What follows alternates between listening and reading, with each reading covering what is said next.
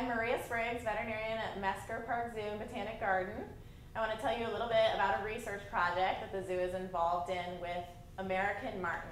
The American marten is a small mammal. It's a carnivore, a member of the weasel family, weighs about 1.5 pounds, and lives in Michigan, which is where our research project is happening. This is a really unique project because the zoo has collaborated with the Little River Band of Ottawa Indians in Manistee, Michigan, as well as Grand Valley State University in Grand Rapids, Michigan. This project is happening to determine more about the population, genetics, and health of the American marten in Manistee National Forest in the Lower Peninsula.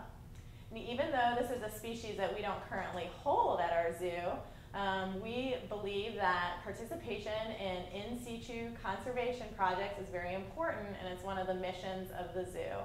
And so we're proud to be associated with a project working with native species in nearby Michigan, where as a zoo, actually a little bit of our input can go a long way for a species that isn't typically held in zoos. This is a portable anesthesia machine. Oftentimes wildlife research, even when the animals are being anesthetized, happens without a veterinarian being present. In this case, it's an advantage to the project that the zoo's involved because I'm able to bring some of my equipment from the zoo to the project. So with the gas anesthesia, the marten fall asleep very quickly, and we're able to do everything we need to do, and then they recover very quickly, which is really important, especially in the winter when it's very cold. We don't want those animals to be under anesthesia for very long. Also, while they're sleeping, we will get a variety of samples. I bring this kit, I call it the orange box, with me. We'll get a blood sample, we'll collect some scat or fecal sample, urine, hair, and then every marten will get an individual microchip. And this is a permanent identification so that if we trap that animal again later in time, we just have a scanner, we can scan it, and we know that it's one of the project animals. As part of a general health assessment of the population, we're actually collecting blood samples from every marten and doing their lab work right away in the field using this totally portable blood work machine.